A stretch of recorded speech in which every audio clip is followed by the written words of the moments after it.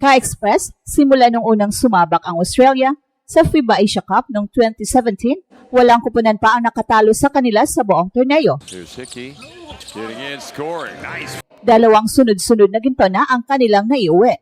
At ngayong 2025, matapos ang isa na namang malinis na 3-0 record sa group stage, Brian Smith from the wing. diretso na sila sa quarterfinals. At doon, naghihintay ang susunod nilang makakaharap, Gilas Pilipinas. Into the wing. Nice. KQ for three. Pero iba ang hamon ngayon. Ayon sa coaching staff, hindi ito tulad ng laban kontra Saudi Arabia o Iraq. Mas mabigat ang kalibre ng mga Boomers. At ang tanong, kaya bang makipagsabayan ng Gilas sa loob ng 40 minutes na laro? Lalo na't may ma-excess silang bench. White Ramos kicks it out. KQ for three. Sina Calvin Oftana at Sergio Perez ay parehong nagtamo ng ankle sprain sa nakaraang mga laro, dahilan para bumaba sa 10 healthy players na lang ang ating national team. Sets up Edu. Edu for three. Wow! Kahit limitado ang rotation, nananatiling mataas ang kumpiyansa ng Gilas matapos ang back-to-back wins. Sabi nga ni Coach Tim Cone, mas nagiging pulido ang execution at mas malinaw ang konsepto ng opensa at depensa habang tumatagal ang samahan. Alam nilang mas mataas ang level ng laro ng Australia, pero buo ang paniniwala na may laban sila kung maipapakita nila ang pinakamagandang laro mamaya. Open. Tamayo open. Mula sa Jeddah, Saudi Arabia, ang mensahe ng kupunan ay malinaw. 1 is too small a number to achieve great things. Kailangan nating lahat. One in.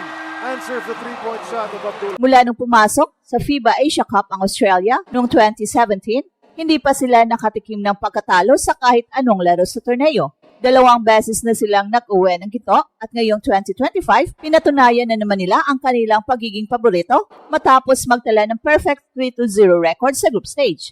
Matibay ang depensa, mabilis sa transition at halos walang kahinaan sa opensa. Ganito ang tatak ng Boomers na magdadala sa kanila direkta sa quarterfinals. Sa bracket na ito, ang naghihintay sa kanila ay walang iba kundi ang Gilas Pilipinas. Hindi tulad ng laban kontra Saudi Arabia at Iraq, ibang klaseng pagsubok ang Australia. May matangkad at malakas na frontcourt, mga sharpshooters sa perimeter at sistemang sanay sa mataas na pressure games. Kaya aminado ang Gilas coaching staff na mas mataas ang antas ng laro na kakaharapin nila.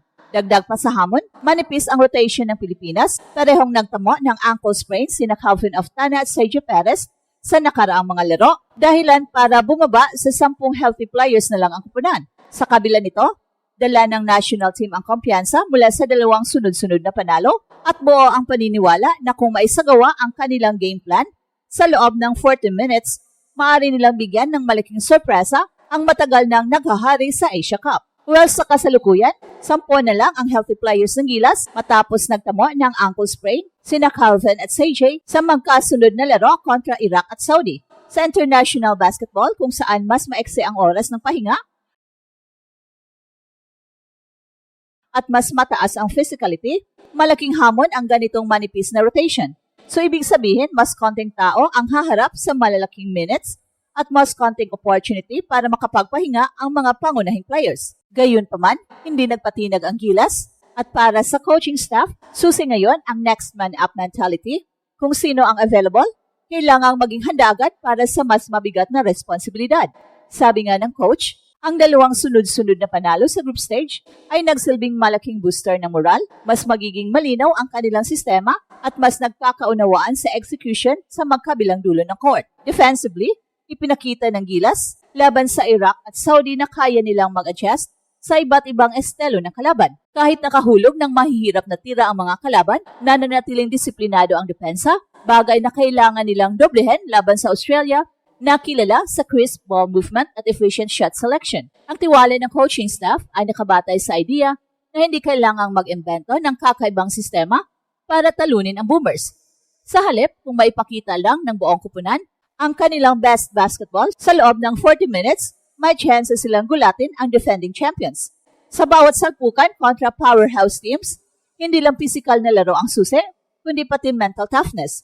Alam ng Gilas na ang Australia ay hindi basta-bastang kalaban. Ito ay isang kupunan na sanay sa mataas na antas ng competition mula sa kanilang NBA caliber players hanggang sa malalim na bench na kayang magbigay ng parehong intensity kahit magpalit ng 5 manlalaro. At para kay coach, ang pinakamahalagang sandata ng Gilas ay ang paniniwala. Ipinunto niya na sa kabila ng limitadong rotation, hindi sila dapat mag-focus sa kakulangan, kundi sa lakas na meron sila ngayon. Bago pa man ang laban, masusing pinag-aralan ng coaching staff at mga players ang galaw ng Boomers mula sa transition offense kung saan mabilis silang makatakbo. Pagkatapos ng rebound, hanggang sa kanilang pick and roll variations na kayang sirain ang defensive shape ng kalaban, malinaw ang mga adjustments na kailangang gawin ng Gilas.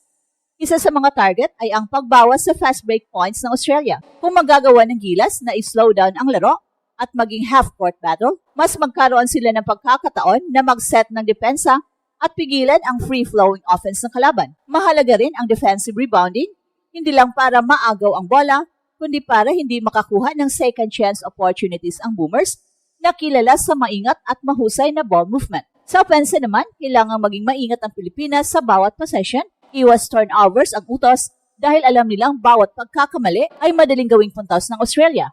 Kailangang i-maximize ng Gilas ang kanilang outside shooting para ma-stretch ang depensa ng Boomers at bigyan ng mas maraming driving lanes ang kanilang slashers tulad ni na Dwight Ramos at Justin Brownlee. Critical din ang foul management. Sa manipis na bench, bawat foul ng key players ay maaring magdulot ng mas mahabang minuto para sa second unit na siyang magresulta sa mas mabigat na pressure sa rotation. Kaya inaasahang magiging mas disiplinado ang Gilas sa kanilang closeouts at help defense para maiwasan ang unnecessary fouls. Pero higit sa lahat, ang laban na ito ay nakasalalay sa tibay ng loob at chemistry ng kupunan. Sabi nga ni Coach Tim, 1 is too small a number to achieve great things. So ibig sabihin, hindi pwedeng may isang manlalaro lang na angat. Kailangang bawat isa sa 10 healthy players ay mag-ambag mula sa scoring hanggang sa hustle plays, mula sa depensa hanggang sa leadership sa loob ng court. Sa harap ng defending champions, alam ng Gilas na underdog sila. Pero sa basketball, ang underdog status ay madalas maging gatilyo para sa mga pinakamalaking sorpresa sa kasaysayan. At kung may pakita ng bawat isa ang kanilang best game, hindi malayong mabuo ang isa sa pinakamalaking upset sa FIBA Asia Cup. It's not just about skills, it's about heart. At ang Gilas Pilipinas has plenty of that. Sa puntong ito ng FIBA Asia Cup, malinaw na ang daraanan ng Gilas ay hindi magiging madali. Australia ang kanilang haharapin, isang kupunan na walang talo mula nang sumali sa torneo noong 2017 at may 2 ginto bilang patunay ng kanilang dominasyon. Pero kung may isang bagay na paulit-ulit na ipinapakita ng Gilas, iyon ay ang kanilang kakayahang lumaban kahit gaano kahirap ang sitwasyon. Ang manipis na bench dahil sa pagkakawala ni na Calvin at CJ ay maaring makita bilang malaking disadvantage. Pero para sa ating national team, ito rin ay oportunidad para sa iba na mag-step up. Sa bawat laro, nakikita na unti-unting naghasa ang kanilang sistema, mas malinaw na communication sa court at mas mataas na kumpiyansa mula sa magkakasunod na panalo. At ito ang Express Info kung saan bawat kwento, ginulat ang mundo. Don't forget to like and subscribe.